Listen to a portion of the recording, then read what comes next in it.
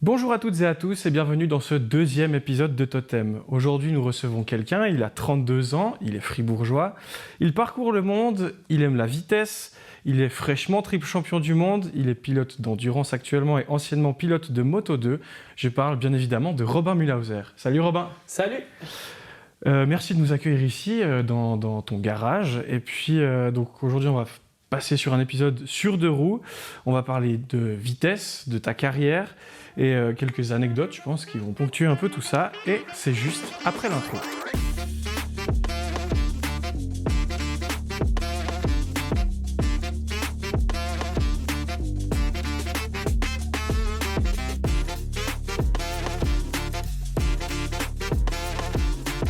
Stylé l'intro. Alors, merci Robin de nous recevoir ici. Déjà, pour commencer, première question qui paraît assez évidente. Quand est-ce que tu as commencé la moto et qui t'a mis sur une moto au début ? Déjà, bienvenue à tous ici. C'est avec grand plaisir que je vous accueille dans mon garage, atelier bureau, un peu, un mix. La moto, j'ai commencé assez tard, on va dire, comparé à des pilotes espagnols ou italiens qui, eux, sont bercés dans la moto depuis tout jeune. Moi, c'est aussi pas forcément venu de ma famille. C'est plus d'une passion avec un pote, en fait. J'ai commencé en pocket bike. Et puis, à l'époque, moi, mon meilleur ami était italien. Enfin, il est italien. Il l'est toujours. Et on s'est monté la tête à regarder les grands prix de moto. Wow, Valentino Rossi, c'était vraiment l'époque où il dominait. Et puis, du coup, à chaque fois qu'on voyait une moto passer en ville, on était comme des fous. Et puis, à l'époque, il y avait ce garage Vuitchard en bas, en ville de Fribourg, vers Pérols, là. Puis, à chaque fois, on passait par là-bas, des fois quand on rentrait de l'école ou comme ça. Et puis, dans sa vitrine, il avait une pocket bike. 500 balles, elle coûtait. Puis là, avec mon pote, on s'est dit, wow, un jour, elle sera à nous. Et puis, on a économisé notre anniversaire, Noël, machin. Lui, il s'est acheté une autre pocket bike. Moi, j'ai acheté celle de chez Vuitchard. Et puis, lui, sa famille, ils étaient concierges de l'OLF. C'est l'office du livre là-bas, juste là-bas. Puis, il y a un grand parking. Puis, du coup, le week-end, on pouvait y aller. C'était un peu un lieu privé. On prenait nos pocket bikes, on mettait des cônes. Puis, on se tirait la bourre avec nos pocket bikes chinoises, quoi, des trucs à 500 balles. Puis, de là, en fait, mon oncle, qui est lui dans un peu plus qui est sport mécanique voiture, 4 roues, il a vu que j'ai croché là-dedans, que j'adorais ça, que ça me faisait du bien. Puis il m'a dit, si tu fais des bonnes notes à l'école, je t'aide à aller plus loin. Puis moi, j'ai découvert qu'il y avait un championnat suisse de pocket bike.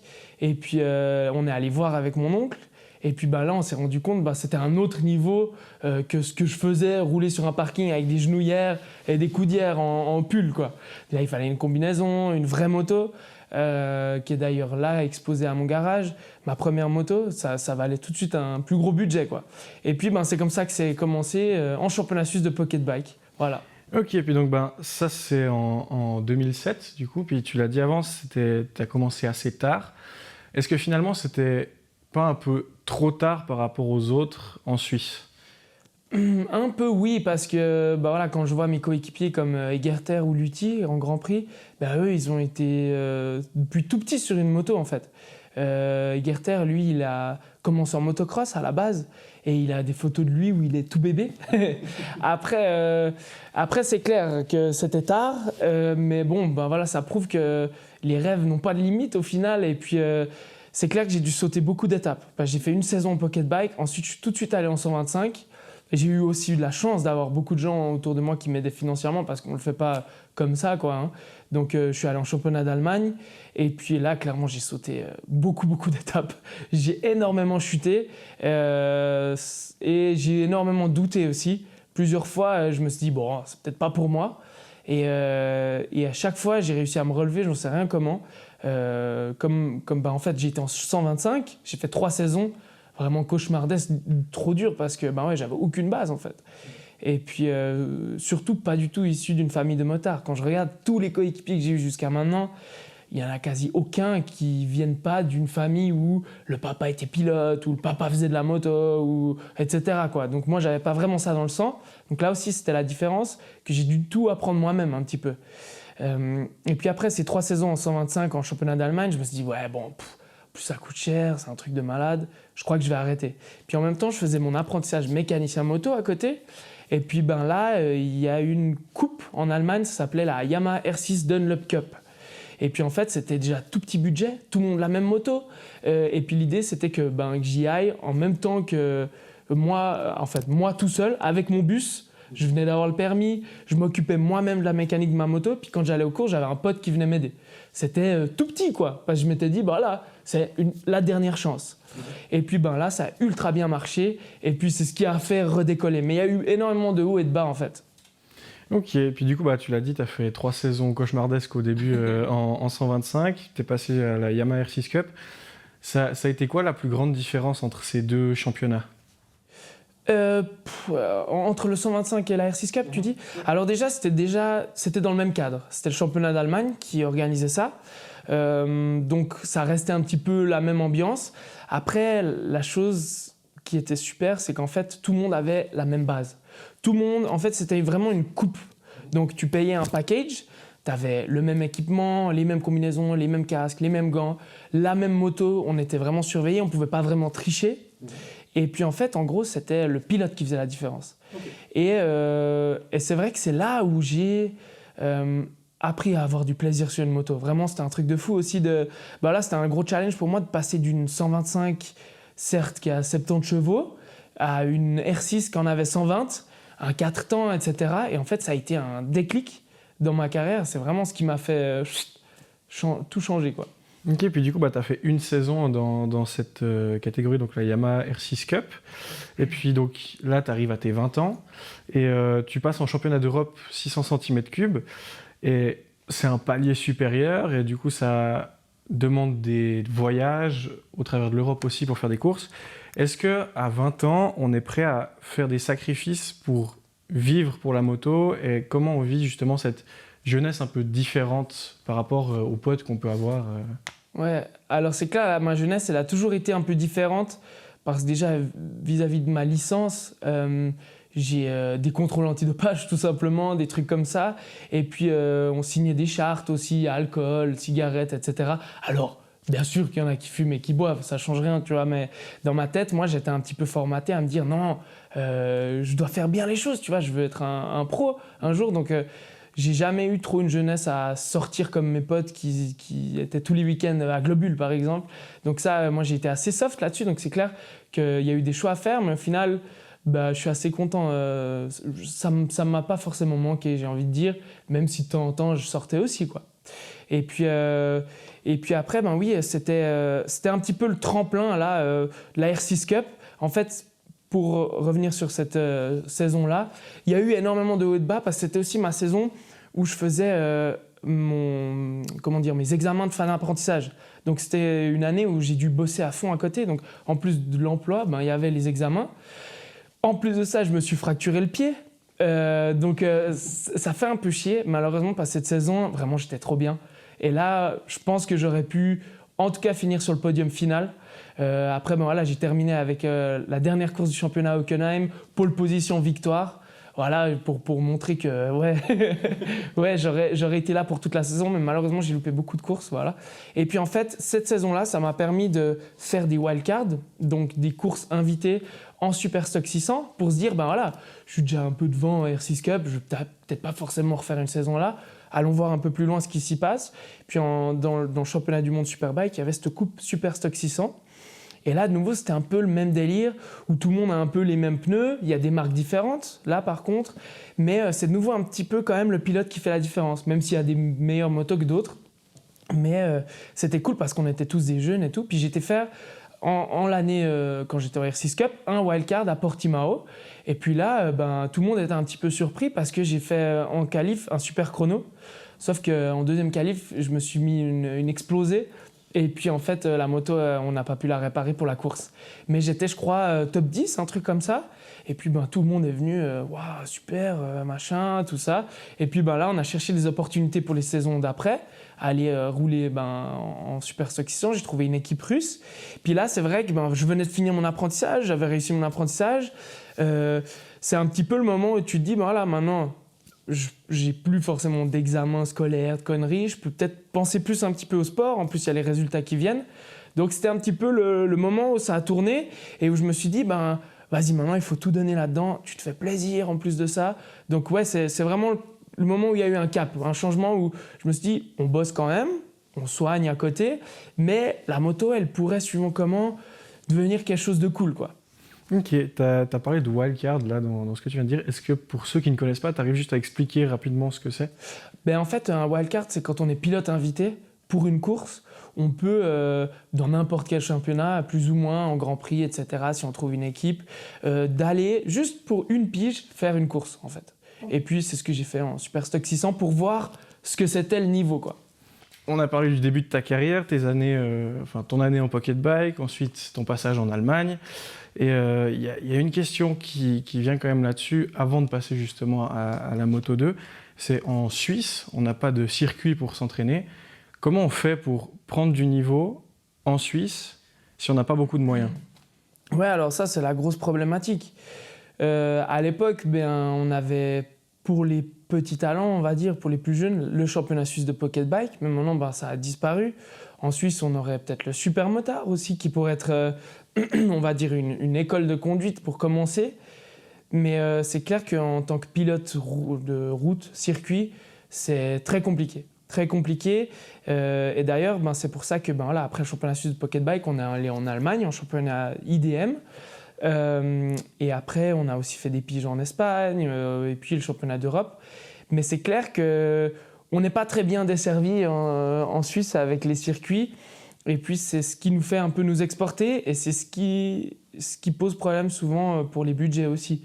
Parce que, contrairement à un petit Espagnol qui, mine de rien, s'il habite à Barcelone puis il doit aller à Jerez, il devra faire des kilomètres, c'est clair, mais ça reste dans son pays. Et puis eux, ils ont beaucoup plus de petites filières. Après, il faut se dire que dans ces pays-là, l'Italie et l'Espagne, la moto, c'est presque un sport numéro 1. Nous, on n'est pas malgré Tom Luthi, malgré pas mal d'anciennes gloires, tu vois, comme Bernard Engeli, etc. On n'est pas un pays de motards, on va dire. Hein. C'est pas ancré dans notre ADN. Mais au final, c'est pas plus mal que ça. Parce que c'est vrai qu'aujourd'hui, je verrais mal un circuit en Suisse. Franchement, je le verrais mal. Ça colle pas avec ce qu'on a. Tu vois. Après, à l'époque, on disait qu'il y avait eu un Grand Prix à Berne. C'est ce qui avait fait les lois, je sais pas quoi. Il y avait eu un accident. Entre Le Mans et Berne, je sais pas quoi, il y a eu un accident. Puis ils ont fait une loi comme quoi il n'y aurait plus de circuit en Suisse ou de course.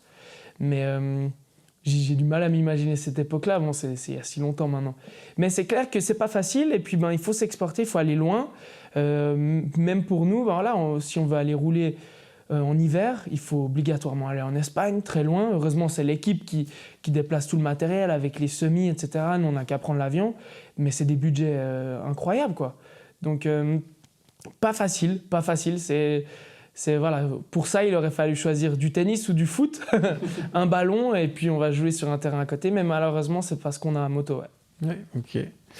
Et donc là, pour continuer ta carrière, tu passes 2 saisons en 600 cm3, avec comme première saison une 15e place au classement général en 2012, et puis une 7e place au général en 2013. Et là, il y a une place en Moto 2 qui s'offre à toi dans l'écurie Technomag Car Expert. Est-ce qu'à ce moment-là, c'est le Graal pour toi d'accéder à cette catégorie? Ouais, alors ces 2 saisons Superstock 600, c'était, on va dire, rigolo. La première, c'était un petit peu... j'ai été un peu cobaye dans une équipe russe. C'était un peu spécial. C'était pas la meilleure moto. Après la 2e saison, j'étais dans une super équipe belge. C'était la classe. Et là, le résultat au championnat reflète pas forcément la saison parce que... Ouais, c'était incroyable, franchement, c'était une super saison. Notamment, je me bagarrais avec Franco Morbidelli, des pilotes comme ça. C'était vraiment la classe. Super cool. Après, j'ai pas eu beaucoup de chance parce que je me suis fait beaucoup de fois harponner au premier virage comme ça. Mais bon, c'est la vie. Avec un meilleur résultat, un podium à Silverstone. C'était super cool. Et puis après, en fait, si tu veux, à la fin de cette saison-là, il y a eu Fred Corminboeuf, c'était le manager de l'équipe Car Expert en Grand Prix, qui appelle plusieurs pilotes suisses parce que Randy Krummenacher était blessé en fin de saison. Il avait eu une grave commotion et puis on ne savait pas quand est-ce qu'il allait revenir, déjà ça. Et puis il ne l'avait pas re-signé pour la saison d'après. Du coup, ils cherchaient un petit peu une relève suisse et ils ont fait une sorte de journée test de voir qui serait le meilleur potentiel pilote suisse pour remplacer. Et c'est vrai que à ce moment-là, moi j'étais super bien placé, quoi, donc j'ai été appelé. Et puis lors de ces tests, j'ai été le meilleur, tout simplement. Et puis c'est ça qui m'a fait me faire promouvoir déjà cette saison-là, en fait, comme wildcard à Aragon, pour remplacer Randy Krummenacher parce qu'il était blessé. Ok, ouais, donc ça s'est fait assez vite finalement quand même ce passage. Ouais, là, on peut dire clairement que j'étais au bon endroit au bon moment. C'est que de la chance. Parce qu'au final, sans cette blessure de Krummenacher, à mon avis, jamais j'aurais été en Grand Prix parce que c'est très fermé. Il faut vraiment être au bon moment, au bon endroit ou alors être le meilleur dans son championnat. Et en Stock 600, c'était tellement complexe d'être devant que ça aurait été dur en vrai, à la régulière. Donc j'ai eu de la chance, ça, il faut dire. Et donc, après, tu passes justement en Moto 2, tu es dans cette écurie. Et après ta première saison complète, l'écurie change de châssis. Il passe d'un châssis sous terre à un châssis Kalex. Qu'est-ce qui a le plus changé pour toi dans l'appréhension des courses avec ces deux châssis assez différents ? C'est vrai que le seul truc, ces 3 saisons au Grand Prix, le seul point négatif, je dirais, l'équipe était super, tout allait bien, mais c'est qu'il y a eu un manque, pas de régularité, mais de garder déjà rien qu'une équipe technique similaire durant 3 saisons. Ça m'aurait apporté un certain plus parce qu'à chaque fois, j'aurais eu une continuité dans mes saisons. Tandis que là, on a changé de châssis, c'est un peu cette image-là. Après, on est passé d'un châssis Suter qui devenait un peu vieillot à une Kalex qui était le meilleur châssis actuel. D'ailleurs, à la fin, on appelait ça presque une coupe Kalex parce que tout le monde roulait sur Kalex.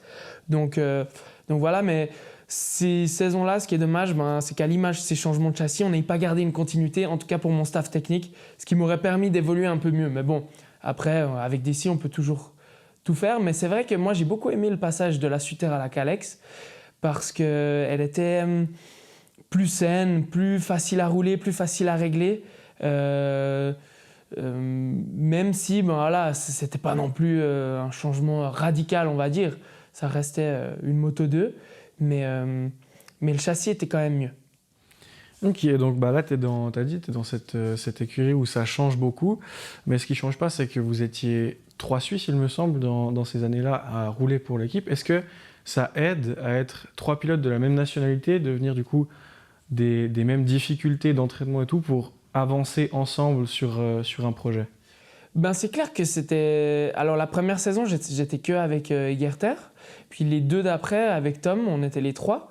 Et puis c'est vrai que on a eu une super cohésion d'équipe. Après, moi, je me suis toujours super bien entendu avec tous mes coéquipiers que j'ai eus. J'ai jamais eu de problème ou quoi. Mais là, c'est vrai que ces 3 saisons-là, on se voit presque plus que sa famille, en fait, parce qu'on a 18 Grands Prix. Mais qui dit 18 Grands Prix dit presque tout autant de tests. En tout cas, la moitié, en tout cas, bien 10 tests par année.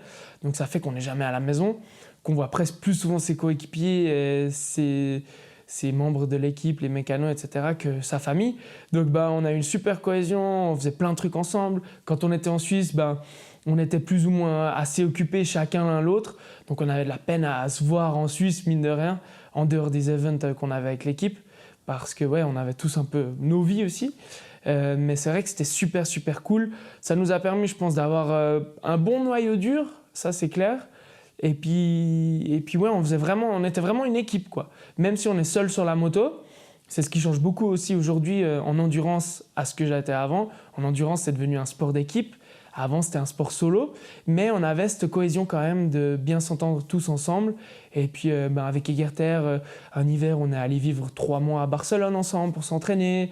On essayait de faire plein de trucs ensemble, quoi, de se construire ensemble, puis progresser, quoi. Donc là, on arrive à la fin de ton épopée en Moto 2, donc qui a duré 3 saisons. Ta meilleure arrivée, c'est une P13 en Allemagne, sur ta dernière saison. Et quand on préparait l'interview, tu me disais encore qu'il y avait une belle ambiance dans le team et que même encore maintenant, où c'est devenu Team America, ils en parlent des fois encore un peu entre eux parce que c'était vraiment une belle ambiance. Et ça, c'est un truc à noter qu'on peut relever, parce que c'est pas partout que c'est comme ça. Mais moi, j'étais un petit peu quand même le rookie, donc c'est clair que les résultats, c'était pas autant bien que mes coéquipiers, Tom et Demi, qui eux, ils faisaient souvent des podiums, des trucs, des bons résultats. Il y avait un peu plus d'attente sur eux, c'est clair. Moi, j'avais pas mal à apprendre.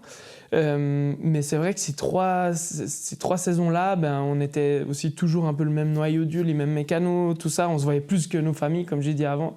Et c'était trop cool. On s'est ultra bien amusé. C'est clair que ça aurait été cool que de mon côté, il y ait un peu plus de résultats. Mais en dehors des résultats, on était vraiment une super chouette famille. Et puis encore aujourd'hui, tous les mécanos qui sont dans cette équipe encore ou qui ont gravité ailleurs, tout le monde s'accorde à dire que c'était incroyable, quoi. Ça nous laisse des super souvenirs. Et puis quand on repasse un peu les photos et tout, c'est clair qu'on est un peu nostalgique de cette époque parce que c'était clairement, même pour ceux qui sont allés dans d'autres équipes maintenant, chez VDS, etc., tous disent que c'est plus comme avant, quoi. Donc on a vécu, je pense, un truc spécial. Et ça, c'est cool. Et puis, mine de rien, c'était 3 saisons. J'aurais bien aimé rester plus longtemps. Après, il y avait aussi les aspects financiers, les aspects de résultats qui rentraient en jeu. Et puis, les Grands Prix, c'est le plus haut, le plus compétitif. Et puis, si ça ne suit pas derrière les résultats, ma foi, tu dégages. Et puis, c'est le jeu. Et donc là, ça se termine assez abruptement, il me semble, de ce que j'ai pu lire. Ouais. Comme quand on préparait l'interview, tu disais que tu le sentais peut-être un peu aussi au niveau des résultats, mais du coup, quelles opportunités s'offrent à toi quand c'est décidé que tu n'auras pas de guidon la saison prochaine, enfin la saison d'après en Moto2? Non, alors ça s'est pas fait abruptement. On avait déjà signé pour, c'était clair, 3 saisons. Ça, c'était sûr à la base. Puis ensuite, c'était par rapport aux résultats. Est-ce que oui ou non? Après, ça dépendait d'eux, qui ils allaient prendre derrière. Ils avaient pris Jesko Raffin, qui était un pilote qui était prometteur, comme Suisse, qui aussi apportait des sponsors. Donc pour eux, c'était logique de le prendre. Mais ça s'est fait petit à petit durant la saison. C'est pas d'un jour à l'autre, tu dégages. C'était Robin, maintenant, il faut que tu fasses, faut y aller maintenant, il faut montrer. Après, il y avait tous les aspects. C'était pas que moi sur ma moto, il y avait tous les aspects techniques à côté qui rentraient en compte. Mais ça s'est fait petit à petit. Puis après, c'est clair que derrière, à part les Grands Prix, il y a le Superbike. Et puis, la suite logique du Moto2, c'est d'aller en Supersport. Puis là, je me suis affairé à chercher un guidon. Bien sûr que partout, il faut amener un peu des budgets, amener des sponsors, c'est compliqué. Alors, j'ai trouvé un guidon qui correspondait plus ou moins bien. C'était sur un moteur Honda à l'époque, comme la Moto2. Donc, ça matchait pas mal. Et puis, je me suis affairé à chercher ça. Et puis, on a trouvé un guidon. Puis voilà, j'étais en Supersport. Ok. Et donc, cette période Supersport, elle a duré à peu près combien de temps? Une saison. Là aussi, vraiment, vraiment dommage parce qu'en fait, je me suis fait un petit peu avoir. Il y a eu aussi toute une histoire, en gros. Mais j'apportais un budget de 120 000 €, c'était dans l'équipe, avec mes sponsors, etc., pour rouler. Et en fait, quand on a signé le contrat avec cette équipe, le contrat faisait 40 pages. Même en Grand Prix, j'avais pas un contrat aussi large. Et puis moi j'ai montré ça à un pote avocat, machin, il dit ouais c'est nickel et tout. Sauf que ce qu'on n'avait pas compris, c'est que justement il pouvait me virer pour tout et n'importe quoi en fait. Et puis au milieu de saison, j'ai chuté peut-être 3 fois durant la même course. Et puis là ils m'ont viré d'un jour à l'autre, sauf qu'on avait déjà payé tout le. Donc bref, grosse histoire, gros cauchemar. Aussi je me suis fait un peu baiser, épargne-moi on va être démonétisé. Ça tu mettras un bip.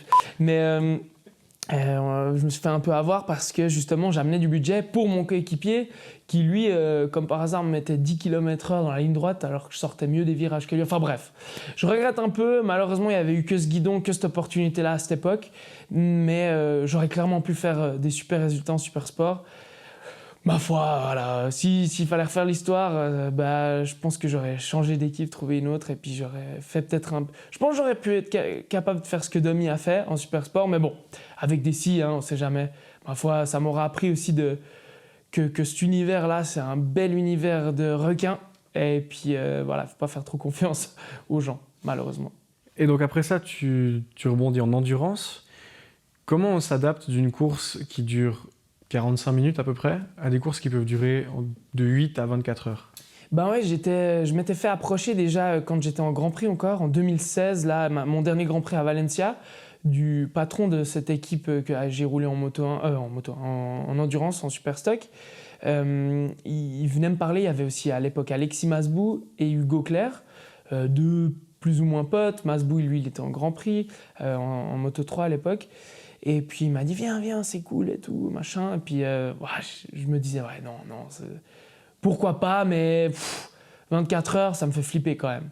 Une 1000 en plus, moi j'ai jamais roulé de 1000 à cette époque-là encore, j'avais jamais testé une 1000. Et puis bref, on arrive petit à petit dans la saison 2017. Puis il m'invite à aller tester au Mans, parce qu'on a toujours des tests avant les 24 heures du Mans. Puis je dis ouais, ok, je viens, mais sans m'engager, je viens juste tester. Puis là, gros déclic à rouler cette Yamaha R1, truc de fou, incroyable. Une 1000, avec du couple, avec de la puissance, j'ai grave kiffé. J'ai été ultra vite, et puis là, le patron de l'équipe, il me dit ouais, il faut que tu viennes et tout. Et puis j'ai beaucoup réfléchi, et puis je dis bon bah vas-y, on teste. Et puis durant ma saison en Supersport, j'ai fait ma première course d'endurance, mes premières 24 heures du Mans, et on a fini sur le podium. Deuxième ou troisième, je ne sais plus maintenant, mais je m'en rappellerai toute ma vie de cette endurance, parce que la première endurance, c'est la plus dure, parce que tu ne sais jamais quand te reposer, tu ne sais jamais quand te poser, quoi faire, comment. Mais cerise sur le gâteau, de finir sur le podium, c'était incroyable. Et c'est ça qui m'a peut-être donné goût à l'endurance aussi, parce que j'ai peut-être eu de la chance de tomber dans une équipe qui marchait grave bien à cette période. Ok, ouais, puis du coup, dans cette équipe qui fonctionnait super bien, donc c'était l'écurie Moto 1, tu as pu conquérir 2 titres de champion du monde en tant que pilote titulaire. C'est quoi les meilleurs souvenirs de cette période que tu gardes? Ouais, alors 2017, j'avais fait 2 courses avec eux, Le Mans et Oschersleben, où on avait gagné à plat de couture, on avait explosé tout le monde, c'était incroyable. Et puis après, à la finale, le boss m'a demandé d'aller, mais moi j'avais des engagements avec un autre truc, pour une autre marque justement. Je roulais Honda, mais après Yamaha en endurance, donc c'était Tandax. Et je lui ai dit, si tu veux que je vienne, il faut me payer, tu vois. Et puis il m'a dit, ah non, j'arrive pas. Donc j'ai pas pu aller. Ironie du sort, on était premier au championnat. Ils ont pris un autre pilote là-bas qui a chuté. Puis finalement, ils ont fini 2e du championnat. Voilà, malheureusement, j'étais pas là. Donc j'ai plus ou moins fini aussi 2e, parce que j'ai quand même participé à cette saison-là. Et la saison d'après, moi, je voulais aussi être un peu payé. Puis j'ai trouvé en 2018 une équipe suisse, Bolliger. C'est une institution en Suisse, plutôt en Suisse allemande, une équipe Kawasaki qui roule depuis vraiment des années. Le papa, Hans-Peter Bolliger, c'est vraiment toute sa vie la moto. Et c'est une petite équipe familiale qui font eux-mêmes leur truc, mais j'étais payé, j'avais un salaire et tout. Et puis je me suis dit, let's go, avec mon pote Sébastien Suchet de Lausanne, Sébastien Suchet là. On est allé dans cette équipe de Suisse allemand. Et puis, un peu difficile par là-bas. Et puis en fait, vraiment zéro plaisir. Sur cette grosse Kawasaki, inroulable, avec des Suisses allemands, c'était très compliqué. La mentalité de l'équipe, c'était compliqué. Ça ne matchait pas du tout avec mon idée de me faire plaisir, tout simplement, et de kiffer le moment. Et en fait, c'est là où ensuite je suis retourné en 2019 et 2020 chez Moto 1. Et c'est là où on a fait ces 2 titres. Et c'est là où j'ai retrouvé grave du plaisir à rouler. Et je me suis dit, c'est ça que je veux dans ma vie. C'est kiffer le moment, rouler avec des potes, sans trop se poser de questions, quoi. Et puis là, on a fait ces 2 titres. Et puis je suis resté chez Moto 1. Il y a eu Hugo Claire, Alexis Masbou, Roberto Rolfo. Et puis, de fil en aiguille, ça s'est fait comme ça. L'endurance. Et puis, donc, tu as ces 2 titres. Et se passe la saison 2021. Et sur une vidéo YouTube que tu as sortie sur ta chaîne, tu mets un disclaimer au début de la vidéo sur la vidéo du Bol d'Or 2021, où tu parles d'un événement malheureux avec l'écurie. Est-ce que tu peux nous en dire un petit peu plus? Ouais, alors, après ces 2 titres, surtout on dominait un petit peu dans notre catégorie en Superstock, puisqu'on avait fini l'année d'avant 2e, etc. Donc ça devenait, on va dire, assez facile pour nous. Et on s'est dit, il faut un nouveau challenge. Notamment le boss de l'équipe, il voulait aussi ça. Il faut savoir qu'en endurance, on a 2 catégories. La catégorie Superstock, où justement on n'a pas les changements de roue rapides, on n'a pas les moteurs préparés, on est beaucoup plus limité en termes de règlement pour avoir aussi une moto moins chère, tout simplement. Et l'autre catégorie, c'est EWC, Superbike, on va dire, où là, on n'a quasi pas de limite, on a les changements de roue rapides, enfin bref, on a des motos incroyables. Et on s'est dit, maintenant on a fait 2 fois le titre, let's go, on passe en EWC avec la même équipe. Sauf que le patron de l'équipe, lui, il s'est vu à Hollywood. Il est vraiment parti en couille cette année-là, malheureusement. Et puis déjà le début de saison, on avait, nous, des pneumatiques Michelin. On avait fait 2 titres avec Michelin. Et dans la suite logique, c'était d'aller en EWC avec eux. Sauf que dans l'équation, il y a eu Randy Depugné qui est arrivé dans l'équipe. Et puis le début de saison, c'était quel pneu on prend, nanana, un bordel sans nom. Quel pilote on prend. Alors, au début, on était peut-être 5. Tu vois, il y avait même plus, nouveau comme en Moto 2, il y avait même plus cette continuité où on a fait ces titres en Superstock, les gars, on garde les mêmes pilotes. On va et puis on le fait petit à petit. Non, lui, il s'est vu, il a tourné. Vraiment, tout le monde le dit. Et c'est trop dommage parce que le gars, il s'est vu sur le toit du monde. Mais bref, on a réussi, Roberto et moi, on est restés là après ces deux titres. On était un peu les deux du noyau dur parce qu'Hugo, il s'était fait virer comme un malpropre, Alexis aussi. Donc il n'y avait plus que Roberto et moi, Camion aussi un petit peu de l'aide dans l'équipe par le biais de nos sponsors et tout. Donc on avait vraiment construit un truc. Et là, il y a ce Depugné qui est arrivé. Et puis, on a une saison d'apprentissage, on va dire. On commence dur, Le Mans difficile. Après, je sais plus, on est allé à Estoril, difficile. Et puis, arrive au Bol d'Or où on a de la chance, beaucoup de chutes, une météo extrême de merde durant la nuit. Que Roberto et moi, on aligne les relais. C'était vraiment une course de malade. Et puis, finalement, on termine 2e en EWC, ce qui est le meilleur résultat en endurance que j'ai fait jusqu'à maintenant en tant que pilote titulaire. Et puis là, on fait ce podium. Et puis, dès le début de la saison, il y avait un peu ce problème. Avant, ça a toujours été à l'amiable avec ce patron de l'équipe.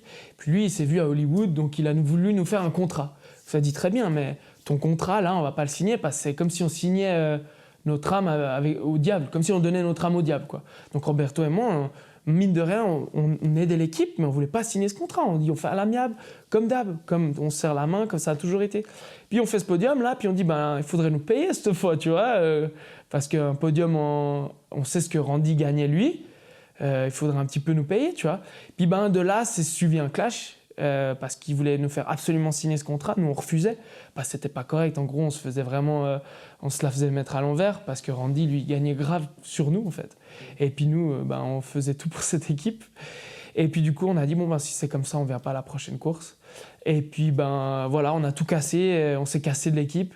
Et c'est un peu malheureux parce qu'encore aujourd'hui, vraiment, Roberto et moi, on se dit, s'il n'y avait pas eu tout ça, on serait restés, tu vois, et puis on aurait construit un truc cool. Mais aujourd'hui, malheureusement, Moto 1, c'est plus rien en endurance. C'est les tréfonds de la grille, c'est devenu... D'ailleurs, même, ils vont peut-être arrêter. Donc c'est triste à dire.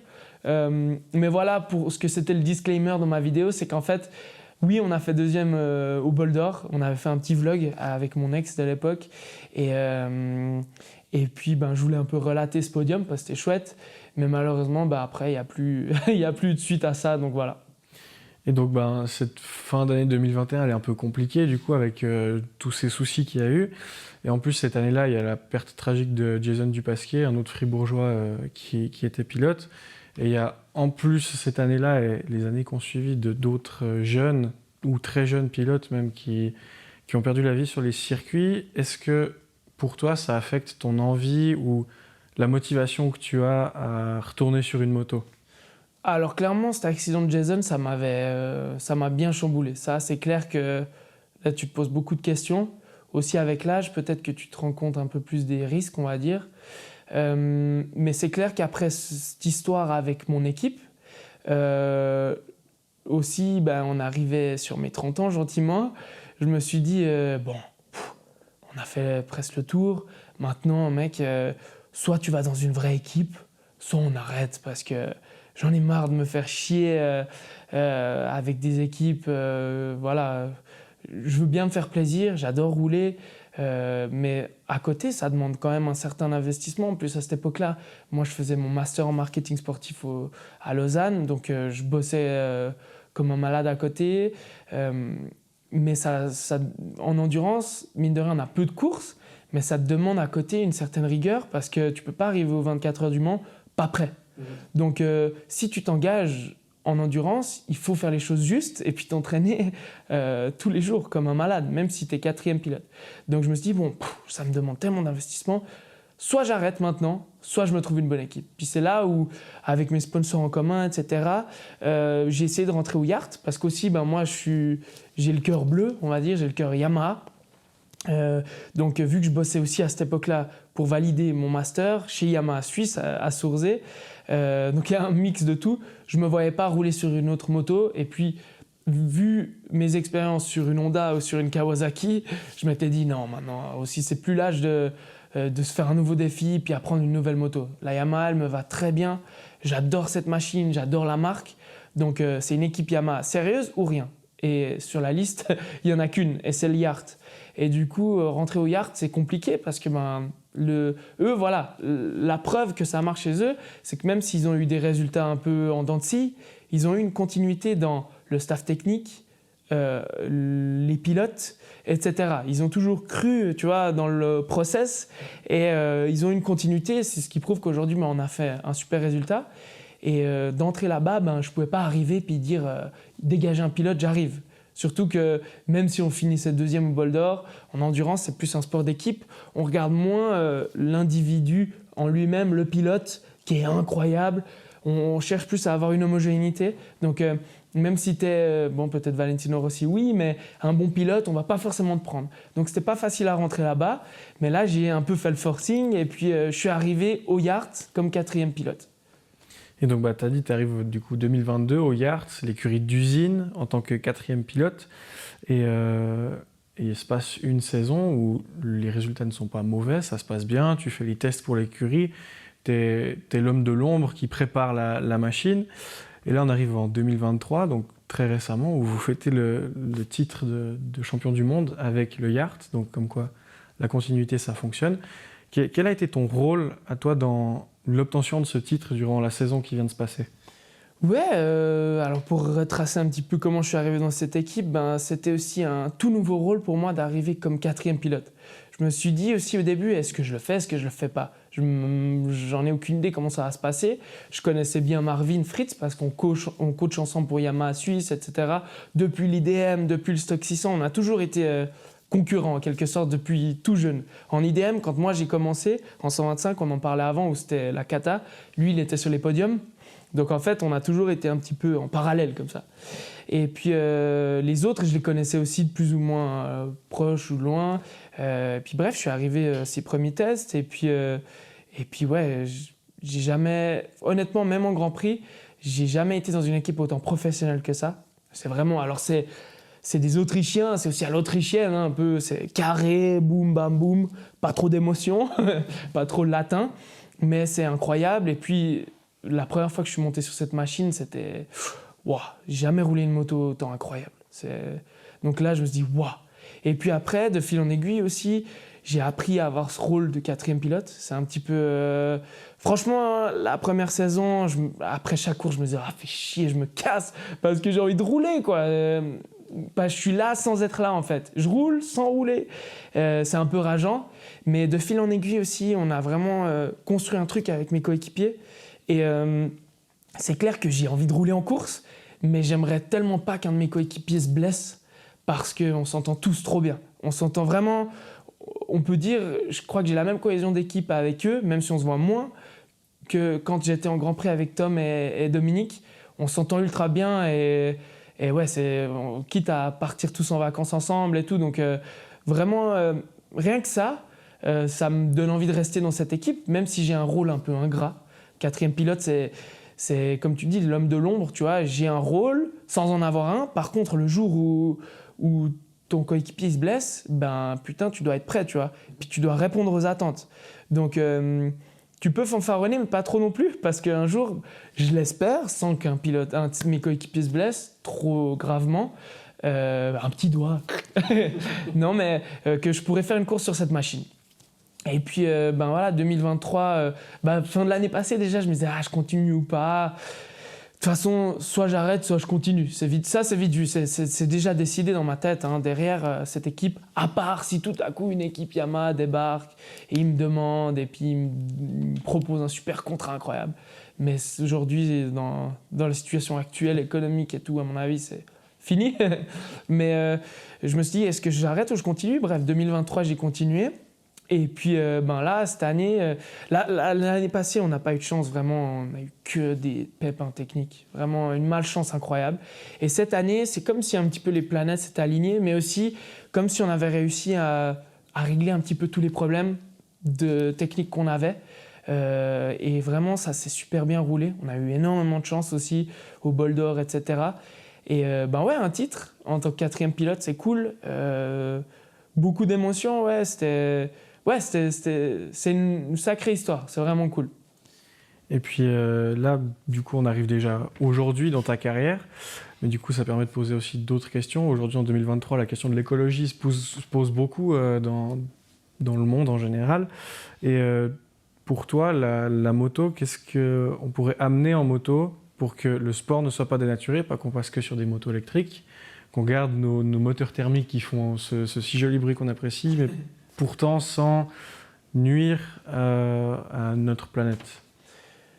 Ça, c'est une grosse question. Moi, je suis pas forcément trop bien calé là-dessus. Alors, on voit en motocross, déjà là, justement, j'étais encore hier avec Matt Rebo, qui lui, maintenant, il vient de changer ça. Avant, il avait une Alta, c'était une moto italienne. Maintenant, c'est une Stark. C'est des nouvelles motocross électriques qui arrivent. Alors, lui, il est vraiment persuadé que c'est une bonne transition. Maintenant, il y a beaucoup de choses réglementaires à voir. Se gaffer aussi, pas que ça explose, j'en sais rien quoi. Mais lui, il est vraiment persuadé que l'électrique serait une solution, en tout cas en motocross. Là, vraiment, il commence à faire des bonnes motos compétitives. Maintenant, on voit qu'en Grand Prix, il y a ce championnat moto électrique. Mais aussi, hier, j'étais avec Ruben Harrer et il ne pense pas continuer l'année prochaine en moto électrique parce qu'il disait, ouais, c'est cool, mais on fait 8 tours, quoi. On fait 8 tours, voilà, c'est pas ouf, en fait. Donc, c'est compliqué. Sur un court terme, on parle électrique, mais on parle aussi de l'e-fuel qui devrait venir en Grand Prix en MotoGP, je crois, à compter de la saison prochaine, ou peut-être 2025, obligatoire que pour le MotoGP en soi. Alors ça, c'est un fuel qui a, sur sa durée de vie, je crois, 0 émission, pas c'est compensé, je sais pas quoi. Donc ça aussi, j'en sais rien à quel point. Apparemment, c'est très cher à produire, c'est tout un bordel. Mais la transition, j'en ai aucune idée honnêtement. Qu'est-ce qui va se passer? Quoi? Comment? Les championnats essayent de faire beaucoup d'efforts, justement avec ces e-fuel. Déjà rien que le tri des déchets dans les paddocks, les pneumatiques, etc. Trouver des solutions pour toutes ces choses-là. Mais c'est clair que les sports mécaniques, un jour, ça va être complexe, quoi. Et moi, je vois peut-être un peu plus déjà rien que tous les petits championnats qui vont être touchés. Tu vois, il y aura peut-être beaucoup moins de filières, comme maintenant en Suisse, il n'y a plus de championnat Suisse Pocket Bike, etc. etc. En France, l'année prochaine, sur tous les circuits en France, ce sera, je crois, 95 décibels, limité. Donc déjà ça, tu vois, en termes de bruit, c'est aussi écologie, mais ça va limiter énormément l'accès au circuit pour certaines motos, etc. Donc ouais, petit à petit, on va avoir énormément de restrictions qui vont faire que... Et moi, je suis plutôt négatif sur l'avenir de la moto, honnêtement, parce que je vois pas comment on peut vraiment devenir écologique, parce qu'on a une toute petite machine, mettre là-dessus, j'en sais rien quoi, un moteur à hydrogène. Aussi, le problème, c'est que nous, quand on chute, ça part en vrille, quoi. Et puis, un hydrogène ou j'en sais rien, ça explose. Donc, je sais pas trop les solutions, mais moi, je suis assez négatif sur l'avenir. Je vois assez la moto disparaître, honnêtement. Peut-être le MotoGP rester, mais d'ici 10 ans, honnêtement, même l'endurance, même toutes ces choses-là, je vois quand même les choses disparaître petit à petit, ouais. Et donc, pour ce point de vue écologie, donc assez pessimiste, et puis après, parler aussi un peu de la vie privée d'un pilote, parce qu'entre les déplacements, les risques que tu prends sur la piste, le planning qui est assez chargé, comme tu expliquais, que tu es plus souvent à l'extérieur qu'à la maison, surtout en Grand Prix. Et ouais, comment on gère la vie privée? Avant, tu parlais d'une ex. Comment tu fais pour gérer une vie de couple quand tu es 90% du temps pas là? Bon, au jour d'aujourd'hui, l'endurance, c'est assez tranquille. Ça n'a plus rien à voir avec les Grands Prix où j'étais jamais là. C'est clair que là, en Grand Prix, c'était presque même... Alors, il faudrait avoir sa copine qui te suit partout, ou même les potes. C'était difficile de garder un lien, tu vois, ou même la famille, tout simplement, de voir la famille. Mais aujourd'hui, on a 4 courses par année. On a autant d'entraînements, on va dire. Moi, je fais aussi la Riding Academy à côté. Donc ouais, je suis peut-être une dizaine ou une quinzaine de fois loin par année, ça va. C'est assez chill, j'ai envie de dire. Et même, ça me fait du bien partir de faire ce que j'aime, rouler ma moto, donc c'est cool. Mais c'est clair que il faut déjà trouver quelqu'un qui accepte ta passion, parce qu'il n'y a pas forcément tout le monde qui accepte que... mine de rien, on parle de 15 sorties par année, mais mine de rien, je dois m'entraîner à côté. Tu vois, j'ai un vélo là, je fais pas mal de vélo, je fais pas mal de sport. Ça aussi, ça fait partie de la vie du pilote. Donc, ça implique que oui, je suis ici, mais je dois m'entraîner. Donc, c'est une vie assez rythmée, on va dire. Mais moi aussi, la petite spécialité que j'ai à côté, c'est que j'ai essayé de toujours soigner un petit peu le côté professionnel. Maintenant, j'ai ouvert mon agence de marketing, Fast Marketing, ce qui est logique. Et c'est vrai que de bosser à côté, plus la moto, ça me rend très occupé. Et c'est là où soigner la vie privée, c'est pas forcément toujours facile. Mais il faut trouver quelqu'un qui est flexible, qui accepte. Et tout est possible à la fin parce que, tu vois, il faut kiffer la vie, il faut être spontané. Et puis, mais honnêtement, au jour d'aujourd'hui, c'est plus ou moins assez tranquille. Ok, puis on arrive déjà à la dernière question de l'interview, comme quoi le temps peut passer vite quand on discute d'une passion. Donc cette dernière question, tu es au yacht maintenant, comme tu l'as dit et on en a aussi parlé, c'est ton dernier défi, comme tu l'as qualifié, et que pour toi c'est très clair. À côté, tu l'as dit avant, tu as fait un master en marketing à Lausanne, tu as ouvert ton agence de marketing aussi, tu es consultant pour RTS Sport pour la couverture des courses de MotoGP, tu donnes des cours de pilotage aussi comme tu viens de le dire. Est-ce que tout ça finalement c'est une préparation à ta retraite sportive, à te dire je prépare des activités pour quand vraiment le sport, je vais le mettre un peu de côté et repartir dans une vie entre guillemets normale? Ouais, c'est clair. C'est clair qu'on peut voir ça comme ça, un petit peu. Alors maintenant, l'agence, c'est tout nouveau. Hein, ça fait 7 mois, début 2023, que j'ai commencé. Donc c'est un tout petit bébé, mais que j'aimerais bien faire grandir. Et puis j'aimerais bien que ce soit plus tard, ma casquette principale, parce que c'est vrai qu'aujourd'hui j'ai beaucoup de casquettes, consultant, coach, pilote. C'est un peu un mix de tous les trucs, mais c'est aussi ce qui m'a permis de me rendre compte qu'est-ce qui me plaît un peu dans la vie, quel axe aller. Tu vois, comme on m'a souvent dit « Ah, mais tu devrais faire coach sportif ». Mais non, pas du tout, tu vois, c'est pas du tout un truc qui m'intéresse. Ou instructeur, c'est cool dans le cadre de la Riding Academy, mais moi, à mon compte comme instructeur, non, ça m'intéresse pas du tout non plus, tu vois. Donc, ça m'a permis de voir différentes choses, de voir aussi la moto sous différents aspects, tu vois, en tant que consultant, en tant que... etc. Donc j'aurais fait un petit peu le tour de la question. Et puis, c'est clair que la transition, il faut la faire, hein, parce que moi, contrairement à certains, peut-être c'est ce qui m'a permis de garder les pieds sur terre, ou alors peut-être c'est ce qui m'a... empêcher d'aller plus loin, j'en sais rien, mais contrairement à par exemple Egerter ou par exemple Valentin Guyot, lui qui est en motocross, souvent j'ai abordé cette question avec eux mais tu vas faire quoi après? Parce que moi je me posais souvent cette question et eux ils m'ont toujours dit j'aurai le temps, on verra plus tard, tu vois. Mais moi c'est un truc qui me dérangeait parce que j'avais juste moi encore j'ai un papier, tu vois, j'ai un apprentissage mécanicien moto, mais Egerter lui il a rien.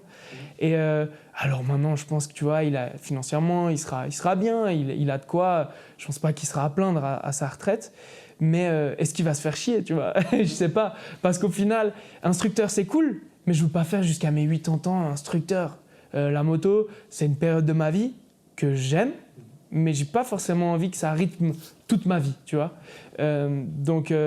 Voilà, c'est cette question que je me suis toujours posée et c'est pour ça que j'ai aussi essayé de toujours soigner ce côté-là, le côté professionnel. Donc voilà, maintenant cette agence, il faut bosser. Je découvre aussi ce que c'est la vie d'entrepreneur. Et puis s'il faut bosser les dimanches, s'il faut bosser jusqu'à minuit, tu bosses. Et puis c'est super motivant. J'ai envie de dire, c'est maintenant c'est aussi compétitif, tu vois. Et c'est une deuxième carrière après ma carrière. Parce que il faut tout donner sur la même chose qu'une carrière sportive. Et c'est ultra cool. Ok, bah merci beaucoup Robin de nous avoir accordé de ton temps et de nous avoir accueillis ici du coup dans ton garage. Si la vidéo vous a plu, n'hésitez pas à mettre un pouce bleu.